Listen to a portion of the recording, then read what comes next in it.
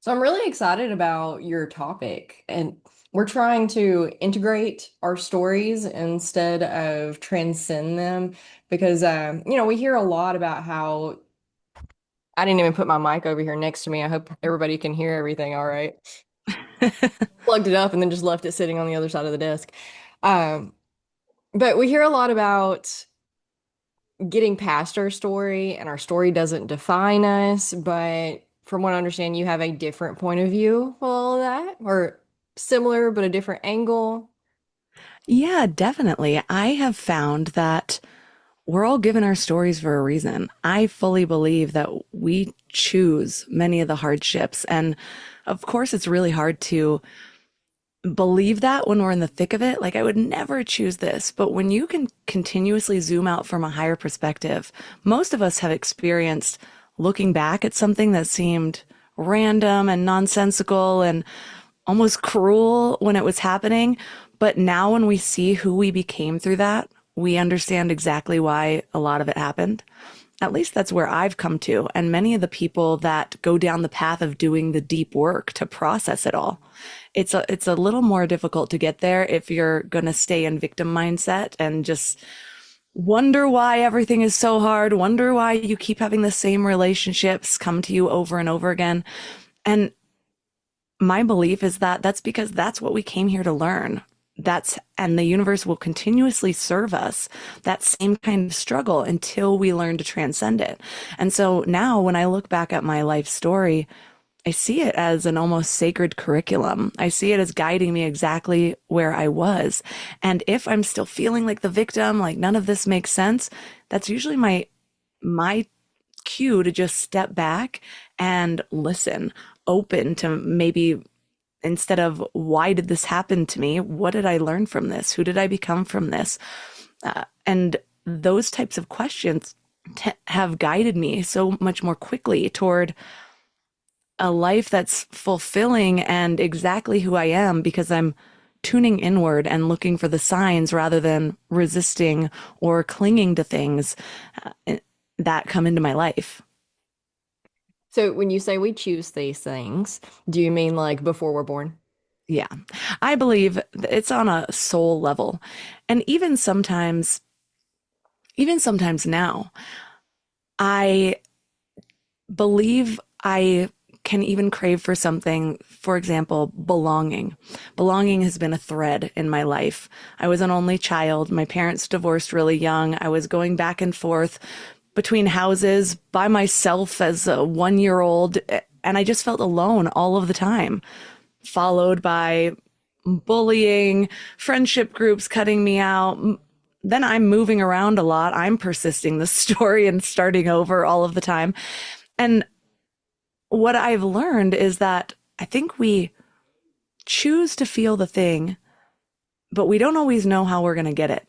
And so if I'm asking to belong and that's my deepest craving, but I am raised in a huge family, never feel left out at all, will I ever really feel that belonging? I found that usually it's through the contrast. Yeah. We are more grateful for something. We really feel it when it's been taken away for a while. And so now I look at my life and I can see how belonging was really difficult. I had to learn how to be a really good friend. I had to learn to show up in relationships differently. And now I'm surrounded by like-minded people, a group of friends and chosen family that I've consciously created. And I've put more effort into my family relationships that I want to be prevalent. And so I feel belonging more because I once didn't. And Mhm. I think that's often the case where it's easy for something to fade into the background because it's our norm. Mhm. But we really are grateful for things or we feel the impact of something when we learn how to get it back. Yeah, absolutely.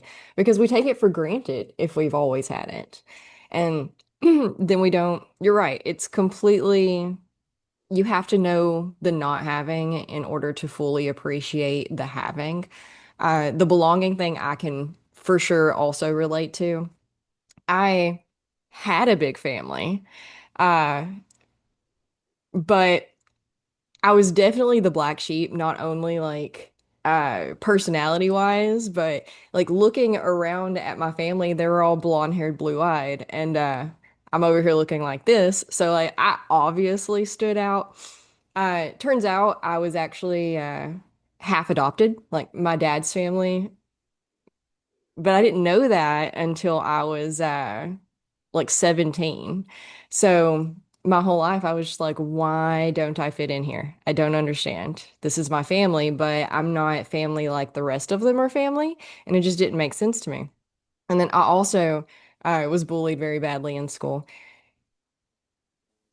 And now I have, because you're right, that is such a core need.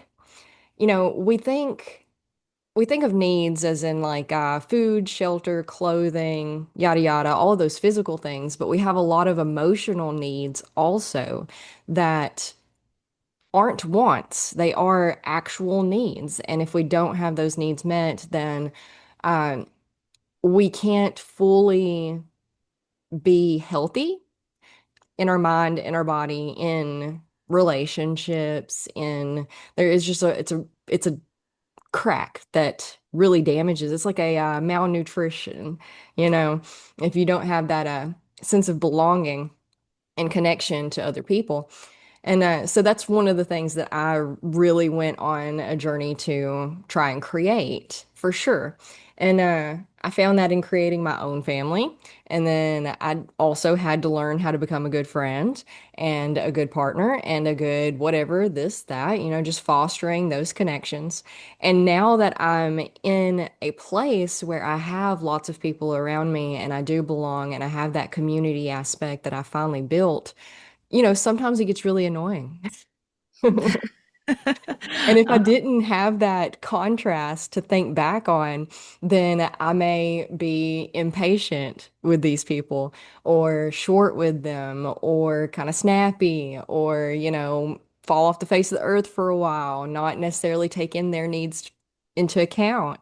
And sometimes it's really frustrating because for sure I did a whole lot more in my life, creativity wise and adventure wise. And I felt way more productive when I was by myself and I didn't have all it. People really slow you down. But and the more people you have in your life, the slower things seem to go.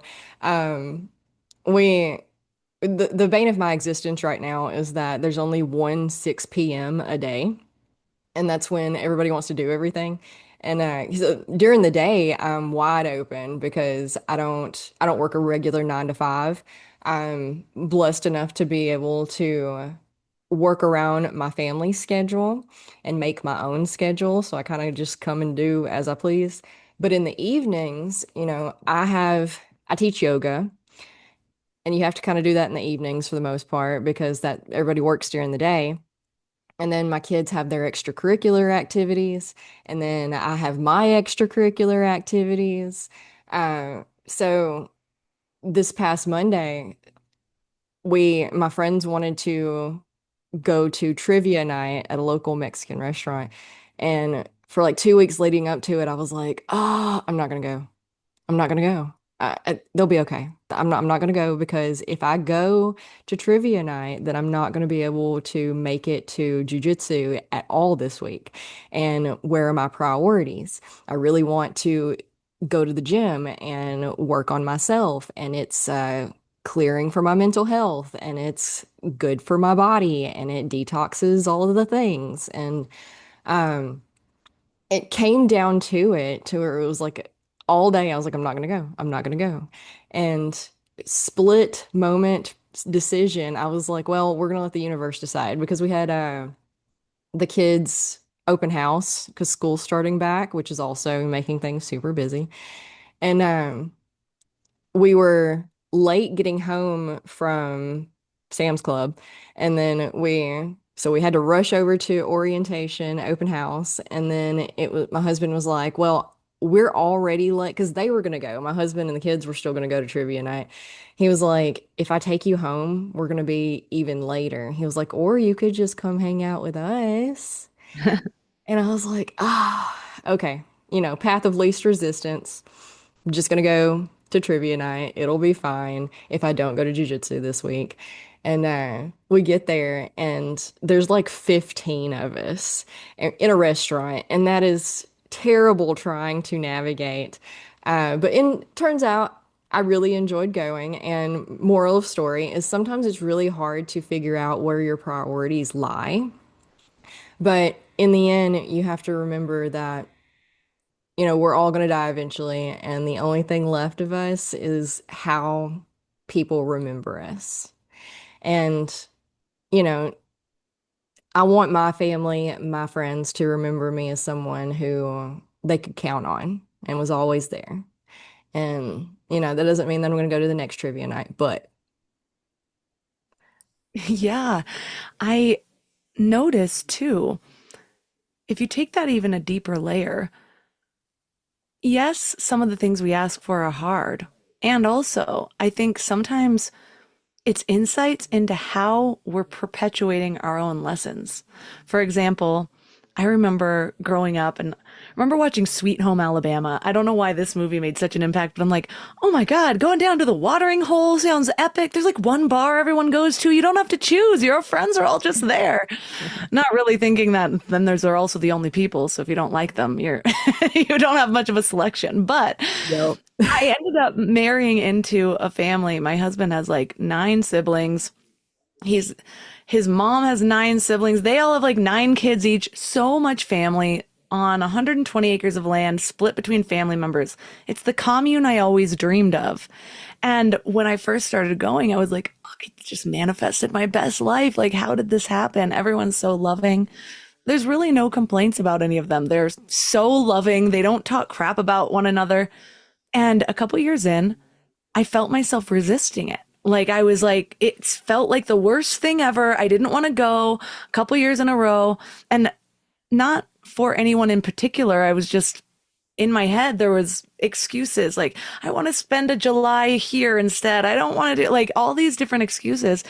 And Suffocating. I had to sit there and realize, what are you creating right now? Like what complaints are these even? Do you have these about other things? Like you've dreamed about this your whole life and now there's just this inner resistance and all I really know is the resistance and all of the stories on why I don't want to go are just my mind trying to back up the resistance, trying to justify that feeling, which is what we usually do. We feel a thing of anxiety and then we start to blame everything around us, which is why somatic work is so powerful. We can tune into the feeling, let it dissipate, and realize maybe those meanings that we were creating aren't actually valid. So I was doing this work and realizing while I crave belonging, it's not my norm. And so it doesn't always feel comfortable for me. And so then there's this natural feeling of either resistance when I'm not there. It's like, I don't want to go back in there. But then when I'm there, it's like clinging. Maybe we should just move here. I don't know. Like, this is amazing. And so it's just never, it wasn't the piece of what is, just enjoying it while I was there, getting excited for it when I wasn't. And I think we do that in a lot of areas in our life. When I look back at my life path, a big thread was worthiness. And so, yes, there's things that happened that were seemingly out of my control, but also the one relationship that nearly ruined my life. I can think of several friends who would have seen the red flags earlier and left. Why did I stay? Why was I justifying those red flags to be chosen? A lot of different things. And so we don't like to, it's almost taboo to say like, well, you're going to tell an abuse victim she's choosing it. No, I'm never going to say that. I am going to invite a perspective of, can you be choosing something else more often or earlier? Why is this situation happening again? And I never want anyone to blame themselves, but I think we have more power than we think we do in how to get out of something, how to stop patterns from repeating. And oftentimes those patterns continuously show up for the same people because there's something in it for them. Yeah. Yeah. For one, comfort in the devil we know. Yeah. So even you hear a lot with abuse victims specifically is like, why do you keep going back when you have a way out? You know, they have a way out. They have people who will take them in, help them, whatever, whatever, and they still go back. And it's like, well, it's part of human psychology. The way we're wired is to, that's still home. It's what we know, it's what we're comfortable with. Um, and for sure, we don't want people to blame themselves. We do our best with what we have, what we know when we know it. The best thing that we can do is just try to be hyper aware of, where we're causing our own demise, I suppose. And yeah, change is scary. Change is always going to be scary, but it can also be exciting. And sometimes you have to really like work to reframe things in your mind, where it's like, is this fear? Like, sure, it probably is fear, but is it fear of excitement? Is it fear of success? Because we're really good at self-sabotaging and not even realizing that we're doing it because of self-worth or false beliefs, money. For example, a lot of us hold ourselves back from money, and that sounds insane to most people. It's like, no, trust me, if I had access to money, I would definitely be choosing the money. And it's like, well, I don't know though. Let's look at what beliefs you have around that. We hear so often things like money is the root of all evil.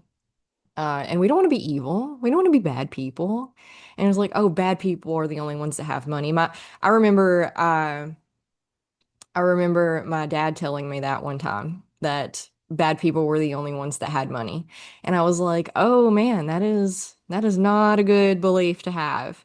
Because if you believe that, then we don't want to be bad people, so therefore we hinder our own success. Very common. And oftentimes, if somebody were to tell us, well, do you believe only evil people have money? We'd be like, surely not. Like when we bring the conscious awareness to it, we're like, no, I don't believe that. But we don't realize that we heard that when we were four and there's unconscious programming underneath it. And so something similar happened to me. I never really believed that money was evil, but I stopped believing. I don't know if I really believed I could make a lot of money and keep it. I never felt like I was going without. I mean, in college, I was, yeah, eating Hot Pockets most of the time and whatever, but most people in college were. And then I started making a little bit more money. But I started to realize that no matter how much money I made, I would drain my bank account back down to whatever that stable three-figure number was. I ended up making a lot more money later on in life, a sizable income in 1 month period of time. And the rate that I dwindled that down was the reason I ended up hiring a money coach. I was like, okay, there is something here. I thought I handled it, but why, what did I just do? That was ridiculous. And so the same thing for these subtle beliefs. It's not always obvious, like, oh, I believe I should be in a bad relationship.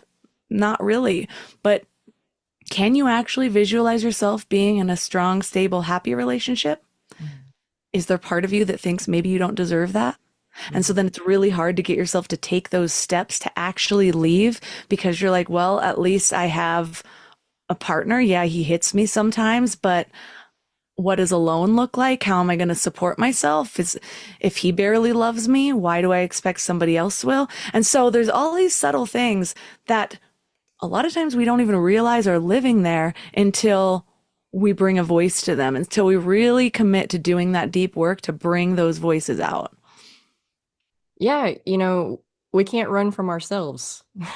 So when we outgrow specific problems, oftentimes the problems are just growing with us. And so we take them, not only with, sticking on abuse victims, we are really good at convincing ourselves that this is fine.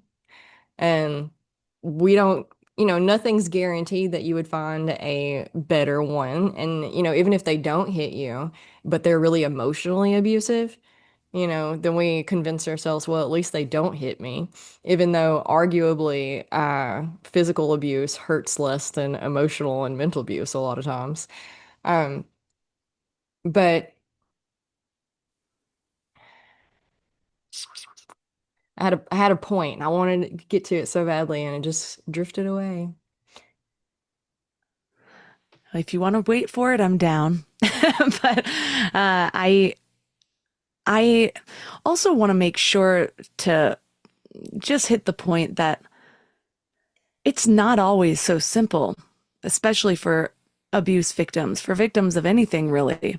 And I think that's where somebody who's never gone through something really hard has a hard time understanding. But for me, I can see how sexual assault in high school that I tried to override, that I tried to just say this isn't going to affect me, and I just toxic positivity through it. And so it manifested in other ways. I was making horrible decisions. I was numbing all the time, just thinking, well, this is the time to party. I developed a severe eating disorder. And then I ended up in a relationship with somebody who initially promised me, I'm using air quotes, the world of like, he gave me a diamond necklace on our first date. He was taking me to these 5-star resorts we were staying at all the time, these really nice restaurants with $200 bottles of wine. And I was like, wow, this guy can just like sweep me into his life and out of mine. And so I attached to this like savior complex type thing, but in reverse. And then it was a slow burn. It was little lies at first. And I made excuses for them because his dad died the weekend I met him. My dad died when I was 19. I was determined to love him in a way that, or understand him and his decisions in a way that people didn't understand me when I was going through that. And I just kept finding out these little things. And one by one, they were easy to justify. When I look back, I realized over a 6-month period of time, I found out he was an alcoholic, a gambling addict, a meth addict. And this whole time I'm just like, oh, well, thank you for telling me. Or like, thank you for letting me in. If I accepted him like no one else could, then that made me irreplaceable. I was creating the conditions to feel chosen by someone who couldn't actually emotionally choose me. He ended up cheating on me a bunch, but never quite told the truth. So I couldn't actually know. Somebody else might have been like, I have a hint that you're cheating, I'm gone. I had to know. I had to have the proof. Why? Like just little things when I look back at it. And it culminated in realizing he had a secret burglary ring. I ended up in jail for crimes I did not commit. I ended up taking a felony because if I would have fought for my innocence, he would have been guaranteed 10 years in jail because we would have had to go to trial. And instead, I took a deal so he could take a deal too because I was used to giving him everything. And I had a felony by age 22. Coming from an AP honors student that made the dean's list in college, it didn't make sense with my arc from the outside to a lot of people. But when I did the deep work, I saw how every little unchecked thing that was diminishing my self-worth, and I didn't believe I deserved any better. So I can see how we can end up in situations that we would never expect ourselves to be in, that even in hindsight, it's like, how did I make that decision? I still can't see exactly how I made these decisions, but I do know that that story was meant for me. If things would have been easier, I probably would have gotten a great job with a decent paycheck and golden handcuffs. And maybe I never would have actually followed my purpose. But that felony was a slingshot into entrepreneurship because it closed all of the other doors. So I didn't have to second guess myself when I was like, am I actually going to make this work? Oh my God, I only made this amount this year. Is it worth continuously going?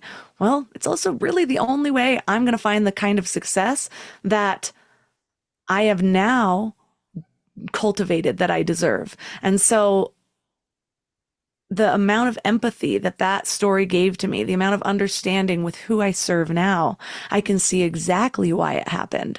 But if you would have asked me at that time, I would have thought I was just unlucky.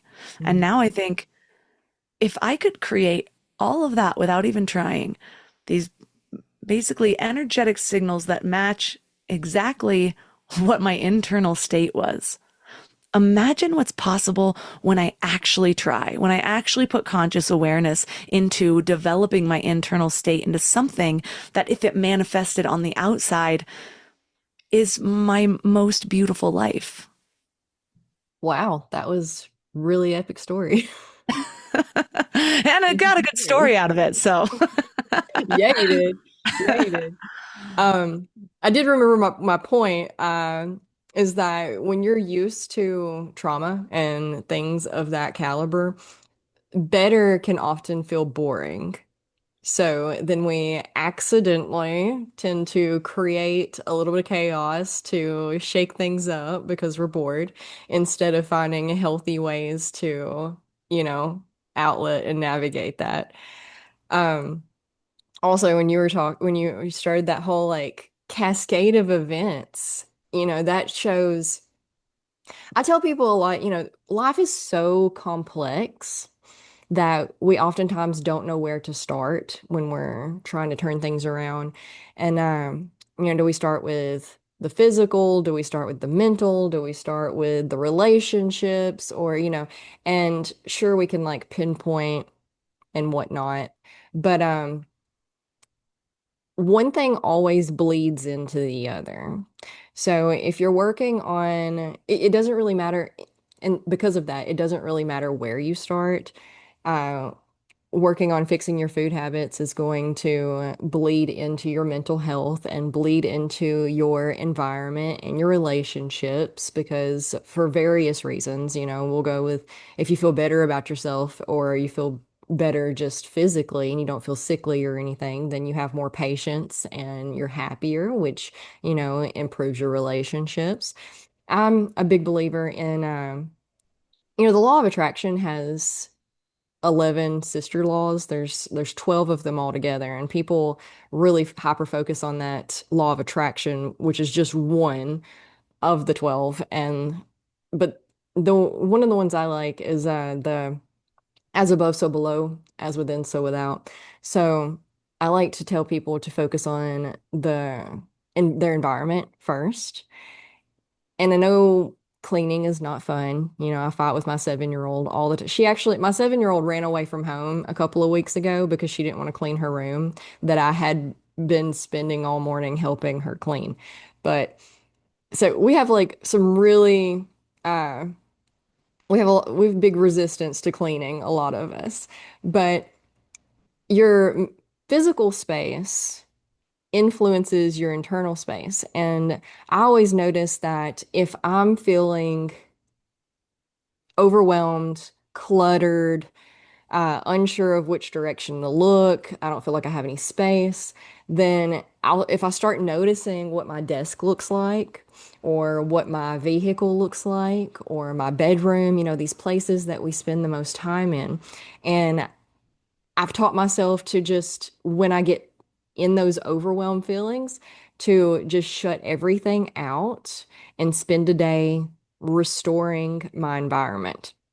And it's amazing what just that will do to your inner world because the cascade of events, one thing that you try to toxic positivity, push through, ignore, it'll fester.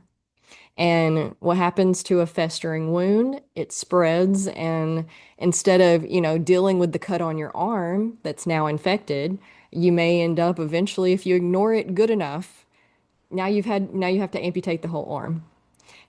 Things just kind of grow if you don't address them. It's easier to fix a problem before it becomes a problem. exactly. And what are the beliefs underneath whatever the thing that is being ignored? Why is it being ignored? For example, an eating disorder, I only consciously started that because I became hyper obsessed with weight in college. But do I think it's a coincidence that that's a very common thing for sexual assault survivors? Uh, there's a connection there. Hmm. What is that about? Both of them involve a disconnection from body. Maybe the body didn't feel safe to me anymore. I suddenly didn't want to spend as much time in my body. I was in my head a lot more often. But then also there's these kind of intersecting beliefs of like right after that sexual assault, I became pretty promiscuous for a while. And I didn't know why this happened. If you would have asked me at the time, I just thought it was women's empowerment. I didn't get emotionally attached. Why do people think it's such a big deal? I can be the cool girl with the guys. All of these justifications, but really it was tying my worth to my body or not really being worthy of my body, devaluing it, giving it away too much. My body became about pleasing everybody else, including the shape of it. This is the accepted shape. This is the shape that would get chosen. If I gain 5 pounds, it's the worst thing ever. So all of these little fixations can show you, if you go deep enough, like what is under this. And it's often not what we're consciously seeing whatsoever. And like with that past relationship, the relationship I had immediately after that was with a great guy. We weren't compatible in many, many ways, but I realized afterwards that I was picking little fights because I was used to the turbulence. So the calm felt uneasy. I kept accusing him of things. I went through his Facebook at one time. I was like definitely the toxic girlfriend because I couldn't really believe somebody was just choosing only me. As much as I wanted that, I was rejecting it because it didn't seem realistic or stable to the belief system that I had. And so I'm very thankful for that one because I processed that afterwards and I never did that again. But I did that continuously. All of my boyfriends cheated on me until that person, until I decided to rewrite the script that was basically just running my unconscious programming. Yeah, and we don't realize until we realize. So it's really hard, a lot of us, to find forgiveness for ourselves for all the cringe things that we did in the past and try to move on and just, find acceptance for it happens and now we can move on. I sit around and think about that, think about the stuff that I did all the time. The truth of the matter is that every single one, I've brought this point up a lot on the podcast, is that, we have an epidemic of loneliness these days. And I think it's been around for a while. And it's good. The internet has brought us all this information, and it's good that we all are aware of what red flags are now so that we can pinpoint them and we can protect ourselves. But I think we overcorrected, and that's kind of how things go anyway, just naturally. You overcorrect before you balance out. And so for a while, and still ongoing, I think we notice these red flags in each other and we're like, whoa, there's a red flag. And you just throw up all the brick walls and you back away and you go, nope, let me find somebody else. And then, but the problem is that every single one of us have red flags until we figure out that we have red flags and that those need fixing. So it takes a lot of grace. Oh, yeah. And I struggled with that for years and years of just looking at that girl. And at first, I was just ashamed of her. Oh, why did you allow us to go so deep, to fall so far? And and then I got to a point where I'd just kind of like laugh and call her a shit show and move on. But then I got to the real healing where I was processing it. And it was still that sort of, yeah, but that girl, I don't know. I eventually realized that it's really difficult to build a future with your wholeness from your place of wholeness when you're rejecting parts of yourself that ultimately make you whole.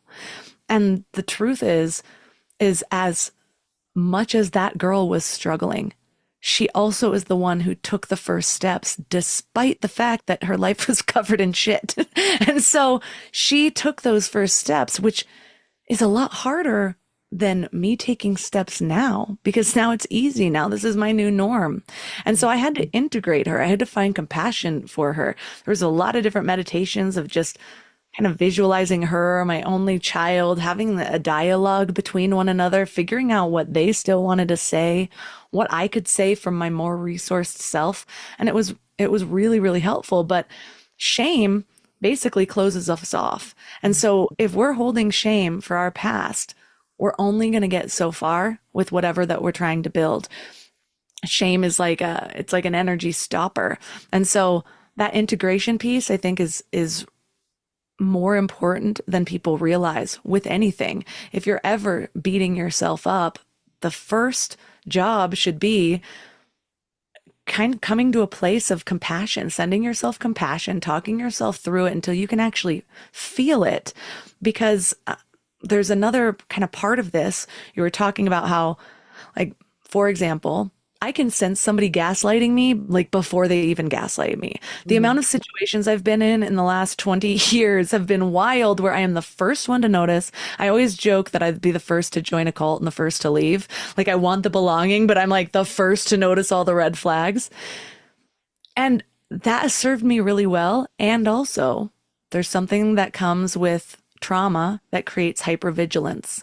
Yeah. And the downside of that is you start projecting your past issues in a new way than you were before. This time it's from a place of perceived awareness.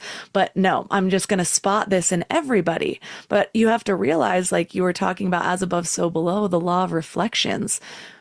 You're seeing the things out in your environment that are also inside of yourself. And so they're signs now for me to just integrate immediately. But it's important to notice where we have hypervigilance, where it serves us, where it doesn't, because I think the whole goal of really guiding from your intuition, which is heart guidance, that heart coherence, first involves heart purification.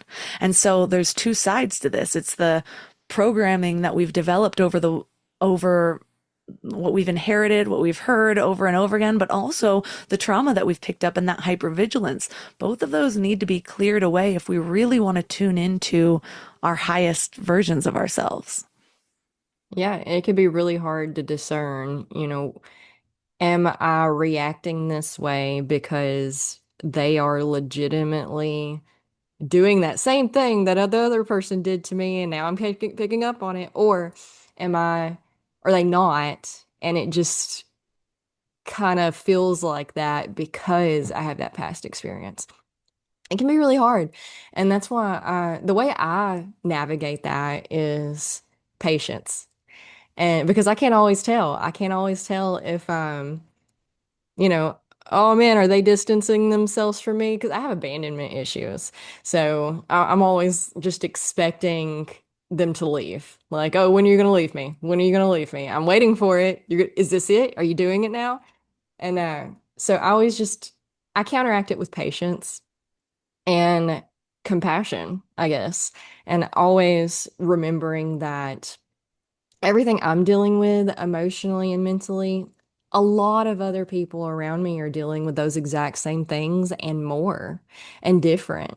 We all have shit that's clogging our pathways, honestly, our inner pathways to higher self-well-being and all of that. So I always sit with things and let other people kind of lead and guide and just kind of sit and watch. And, you know, used to I would address things immediately. And which I thought was good. If you addressed it immediately, it doesn't fester. But then I was like, well, that's not always the best thing because addressing it immediately can feel to the other person like you're always stirring the pot. Mm. And that was never what I was trying to do. I was just trying to, oh, is this what's going on over here? Is it yes, no? And then most of the time they're like, well, what are you talking about? I don't even know. Because a lot of people aren't intentionally doing us wrong. You know, um, an example I had this, I say this new friend. I suppose we've been friends okay. So we met through pickleball about a year ago. Uh, I was really standoffish just because that's just who I am now. And we started practicing together for a tournament. And we never expected to build the bond that we had during this tournament. And so the tournament was in January of this year. And we became really close for like 3 or 4 months after that. And then we got into May and school let out and people were traveling. And so for 2 months, I was just kind of like, because she just kind of, now she was distancing herself. And I was like, oh God, are we, because I was trying, this is why I stay standoffish in the first place, is to protect myself from being abandoned again. And which isn't necessarily the healthiest thing, but isn't terrible, I guess. Um, so for like 2 months, I was just kind of like sitting and watching and waiting and like, and, you're going through all of these things in your head. Eventually, I did, hey, are we okay? And to my complete shock and surprise, I've never had anybody respond this way before. She blamed herself. And she was like, I'm so sorry. I've been swamped and I'm just really bad at texting and letting people know. She goes, it never occurred to me how that would have made you feel. And I should have noticed earlier that I was doing this to you. And I'm so sorry. It won't happen again. I was like, okay, now I feel bad because I don't want you to feel bad. So for sure, communication is key and also patience, but you know, everything is a fine line that needs to be walked, a fine line of balance. And sure, it can be really hard to navigate and you figure it out through practice. Yeah, and I am a strong believer that we're not going to handle things the same way throughout our journey through it all.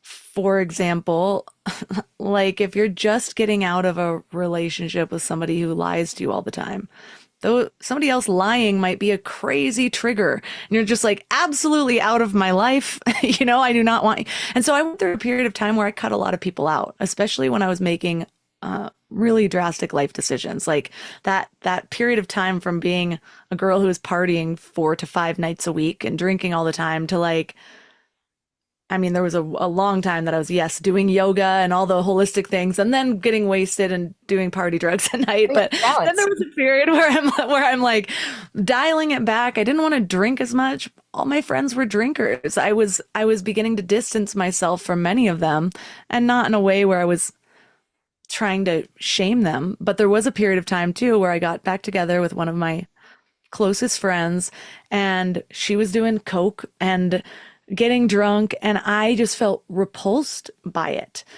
Now I'm in a position where I'm judging somebody else, and so I'm in the wrong there, but I can't help but judge if I'm in that position. I don't want to be there. I'm craving to make different life decisions. I'm rejecting all of this in my own life. And so when I'm seeing it in somebody else's life, I also feel rejection. I just couldn't handle that friendship during that time. And at the time I still couldn't see that. Where how it manifested was all of these little fights that were seemingly unrelated, and there was just a friction in our relationship, and we couldn't get back. We ended up becoming friends later on when her lifestyle had changed, but also when I didn't have such a visceral reaction to the things that I was trying to move out of my life.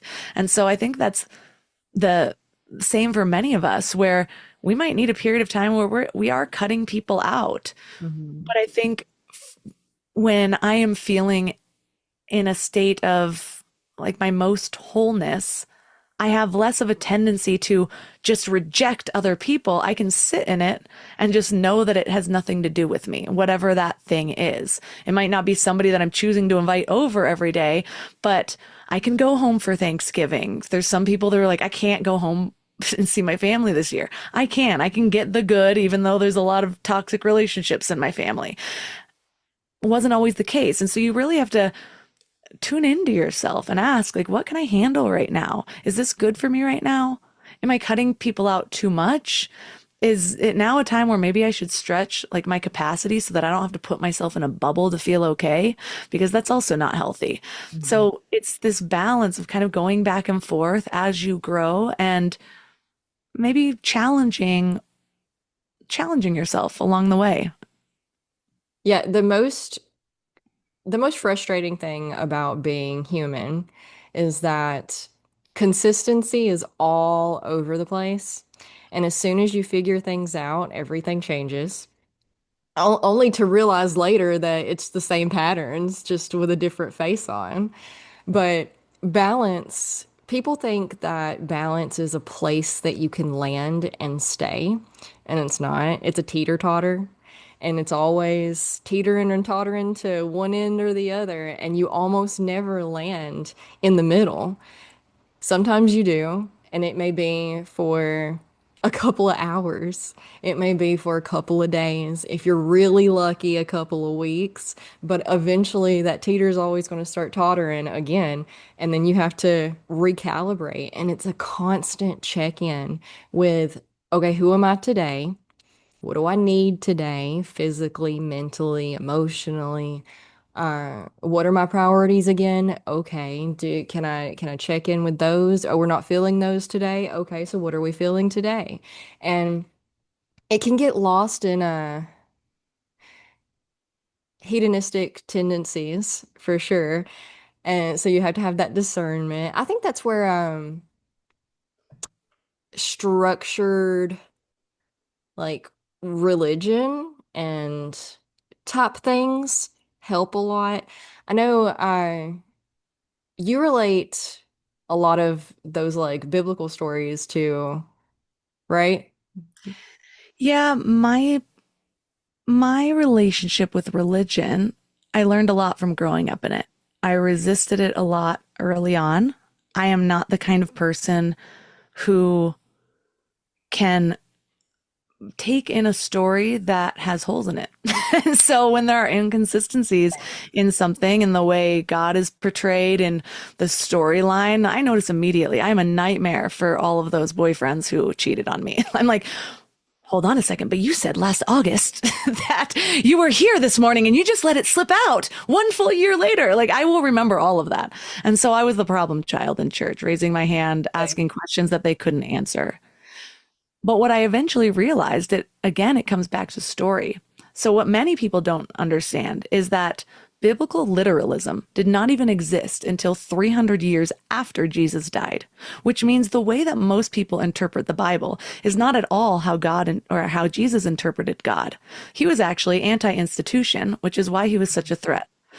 At that same time, near after he died, within those next few hundred years, Christianity was taking off. Didn't look like what it looked like today. It was followers of Jesus. And so at the time, the Roman Empire had just taken over. They needed historical legitimacy to their reign, which at the time often came with a unified religion. So this was the first ruler, Constantine, who chose Christianity. Constantine was actually also a pretty evil man. And so he rewrote this religion to create control, which included biblical literalism. But what that also did was it stripped so much of the meaning, so much of the I see story as a more of a consciousness technology that we've always understood. Ancient wisdom traditions understood this. Greek mythology understood this. The Greeks did not believe that gods were literally in this fight. They opened to the story because there's an archetype in all of these stories. Even the story of Genesis, of the apple and the fall, it's all the story of our consciousness. The one thought that maybe there's knowledge outside of God and that eventually leading us to our spiral. And so what we all do is we all create the ego to be stronger than our connection to all that is. And then for many of us, it's our path back to that feeling of oneness, that feeling of true belonging, that feeling of Eden. And so all of these stories were just consciousness technology, which is why so many of the biblical stories actually originated thousands of years before, like Noah's Ark and the Epic of Gilgamesh. These are all stories. And so by making it literal, instead of something that you open to and transform with, it became something that you needed to believe in order to earn salvation, which takes away all of its power. And I think that was on purpose. And so, yes, I think there's gold in the Bible, but I think that in the way it's being used right now, it's stripped it of its true power. I agree. And I also grew up in a religious upbringing and whatnot, and it also was problematic for me as well. I I always because people did take it literally. I think things are changing though. I have a lot of friends who I guess like people our age, a lot of them are moving back towards church and the religion and stuff, which is great. I also had a lot of like I felt a lot of pushback. I did a lot of pushback to all of that just because um for one, okay, we're taking all of this literal. Jesus said that we could do everything he could do. How do we do that? You know? And oh, Savannah, that's ridiculous. Stop. And you know,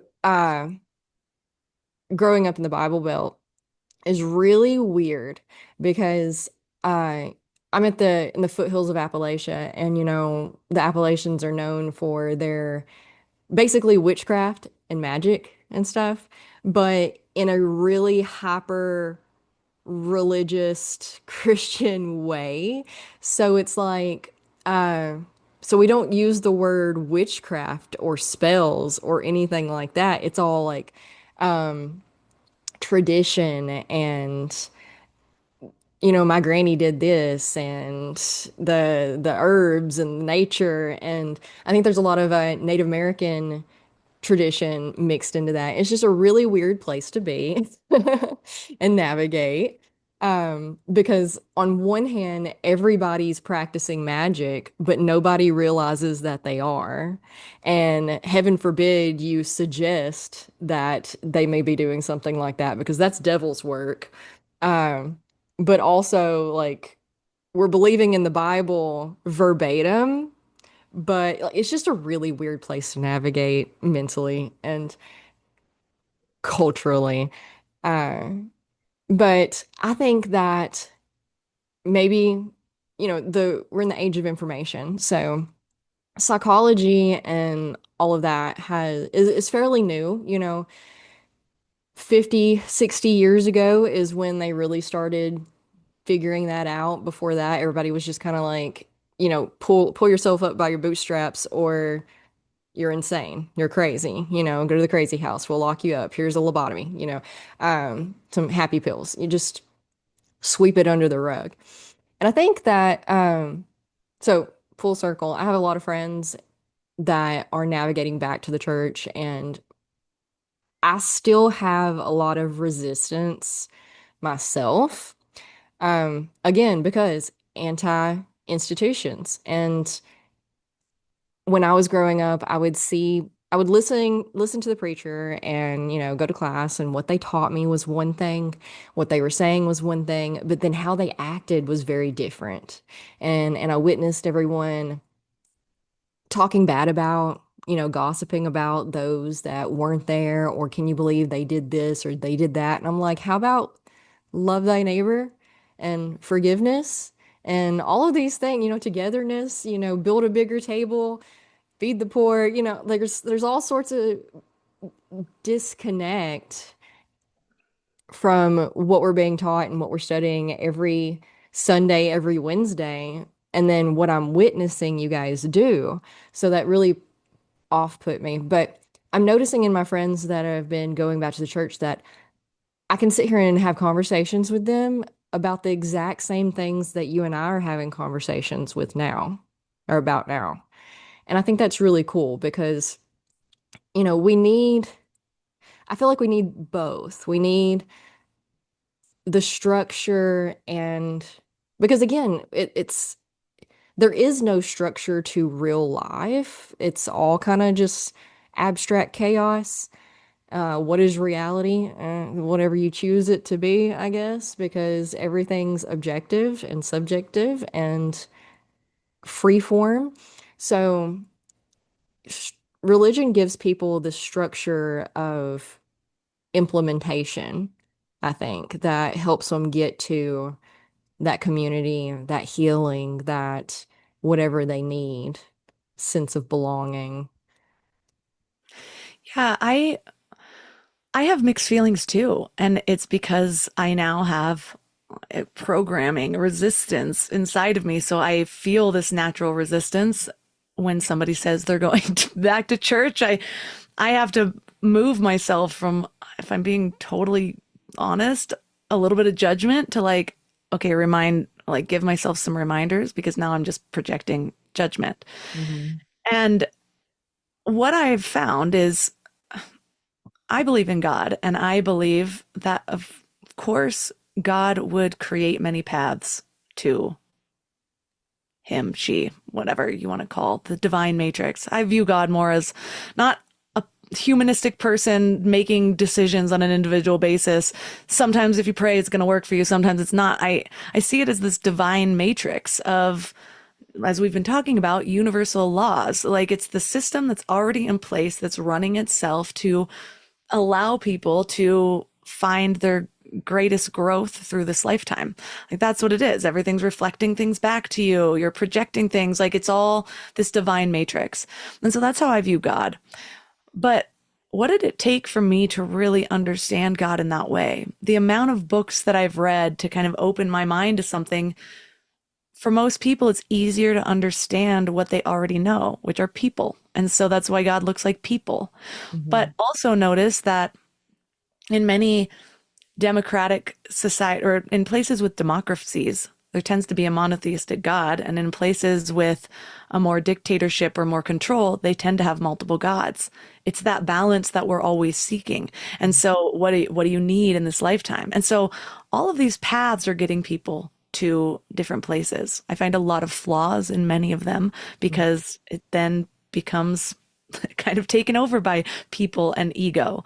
And so I do know Christians that are some of the most loving people that you can see have taken their beliefs into their heart, and they're doing a lot of good with it. And by the very nature of something that says, this is the only way you're getting to heaven, it's really hard to be in that without also having your own judgment that's creating a separation between you and God itself. And so Hmm.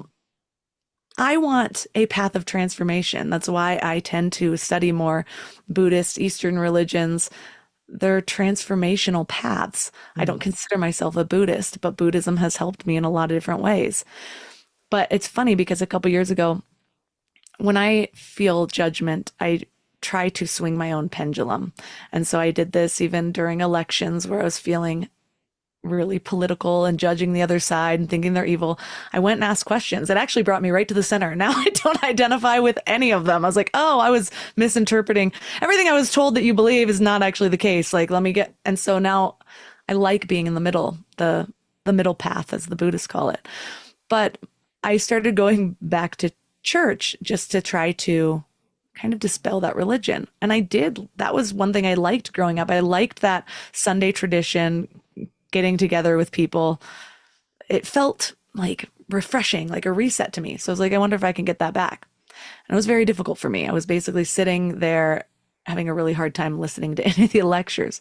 And so I found a happy medium. I now go put my kids in the Sunday school and I stream. I'll sit there in the back with my headphones in, streaming the Global Center of Christ Consciousness in Sedona. Great services, by the way, if you want a church service that actually speaks to what it sounds like we agree on. But and I was like, oh, cool. Now I get that feeling of community. I I get the singing, which I like. I like the energy of this many of the songs. But then I can actually just sit here in the community, which is what I wanted, but hear my own lessons. It's my time with God. So I created a path that works for me, and it decreased my judgment tenfold because I'm seeing these faces of people I know. I live in a very small town, lots of churches up here. And I get to say hi to them before and after, and and they see my Instagram stories. I'm constantly railing against the Christian religion, or not railing against it, but opening people to different ways of perceiving certain things. And so they're probably very confused by me, but they ask questions when they want to, and we're kind of meeting each other in love. So I think there are good and bad things. And so you just have to be aware of like, who do I want to be in this? What am I gaining from this? And each of the religions has their own emphases. Like Christianity is really about helping your neighbor. So the good Christians, I think, do focus on that quite a bit, giving back. Islam has a really big emphasis on heart purification. So I started to learn more about that when I was starting to understand, like really trusting my guidance. And they say it in a different way, but I got a lot out of it around connecting with intuition. And so there's something there for everybody. And I think it just depends on what we need and what we're seeking. Man, what a hack you just gave us. It never Free occurred to me. childcare. There's no childcare at any of these like Christ consciousness or broader spirituality churches that I found. And so And, I've really been contemplating giving it a try recently. And it's so hard for me to, for one, carve out the time to go sit for what, 2 hours, 3 hours? That's a long time. That's a long well, I'm time. still in the toddler zone, so I'm looking for ways to kill time with them Sure. and have some free time to myself. So it does work out for this period. Might be a little harder in your situation, but when I was realizing that is one of the things, like I want to continuously get deeper in my own spirituality. So that's what religion is good at, is creating a structure where you prioritize that. So it's like, how can I kind of do both of these things? And at first I was open to listening. I went to all of the churches around here to see who had the best speaker. I did find one. And the first service I went, I was actually like, wow, this one was actually really good. It was more about humility. I was like, this is a kind of broad topic. But then the next like three and most of the other ones, most of the sermon was just about converting people and about how this is the only way. And I was just like, this is what I can't stand. How is it everything? And so that's when I was like, well, okay, I'll just start tuning into this other church. Are there other churches? Found this one in Sedona, loved it. Every single service I've heard from him. And he's streaming it live, but then the kids were all over me. And so it's been like an iteration of like, I wonder if, how will this work out? So, and then there's church treats. The one we decided to continuously go to has the best signal for me to stream and the best home baked church treats afterwards. So we're all happy. That's wonderful. I really like that a lot because yeah, the I'm probably just really resistant to the listening part, the sitting through the sermon part because you're right. It's they get mixed up and then you can hear their own biasness in it and you're like, "Oh, this is not what it's supposed to be." And that can be really frustrating. But yes, the carving out time to explore it in your own way is what is beneficial. So yeah, I agree. I think that is wonderful to go and sit and just be around people. Maybe put your headphones in, maybe do some journaling, listening to your own thing, exploring, but just carving out that time however you can. I like that a lot. Yeah, and one of the churches I was going to still has like seating set up outside from when COVID was happening. And so I've tried all the things.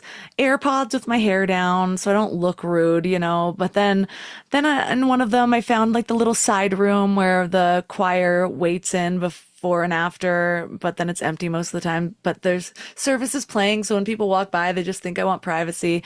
I've done it sitting outside on those benches in the sun with my headphones. So you can figure out what feels comfortable for you. But I have been loving this little tradition, actually. I get really excited for it. That's nice. I think people have a lot of resistance not only to um the structure of religion itself, but also in feeling like they have to conform to exactly what everybody else is doing in that setting. And no, I wear earbuds most of the time anyway. I got like it's too much sound really bothers my nervous system to the point to where it makes me feel nauseous. So I have noise canceling earbuds in most of the time and not necessarily with anything playing in them, but just to kind of dampen the noise. So, you don't have to explain yourself to people and if they ask, you can tell them, but I mean, like it's really none of their business. So if you don't want to tell them, you just feel like I'm just more comfortable like this. Thank you. Yeah, I actually thought of that too because I do sometimes I'll play it just like light ocean sounds when I'm with my kids because they're just so overwhelming and it does help my nervous system. So I already thought of that. I was like, if somebody asks, but um I am often the person that's more willing to do something that other people aren't. And so I just imagine many people are like, I could never do that. So wanted to provide a couple solutions if it sounds interesting, but they just don't know if they're the type of person that could. Challenge yourself. Yeah, yeah, it always shocks me too because I built all of this off of the basis that my anxiety and stress levels, my nervous system was so shot that I was like fixing to fall into seizures. And so I had to figure out how to lower my stress levels, how to lower my anxiety. I knew I could um I couldn't talk to other people at all. I like physically couldn't make words come out of my mouth. Have you ever seen The Big Bang Theory? Yeah. Raj, Hmm. he physically can't talk to girls. I was like that, but with everybody. I couldn't talk, couldn't make words come out of my mouth. I would just stare at people awkwardly when they tried to speak to me, and without going into all of that and stuff. It shocks me how, to this day, looking around, how anxious that everybody else is. Now that I've gotten to this place where I'm pretty comfortable in most situations, whatever, it's fine. And I always thought that I was the odd man out because everybody else seems so functional. But then now listening to people and what they say and how they experience the world and their stress levels and their anxiety, I'm just floored by how problematic it is in people that you wouldn't think had a problem with it. Like they look so confident. What do you mean? What do you mean you're riddled with anxiety and you could never?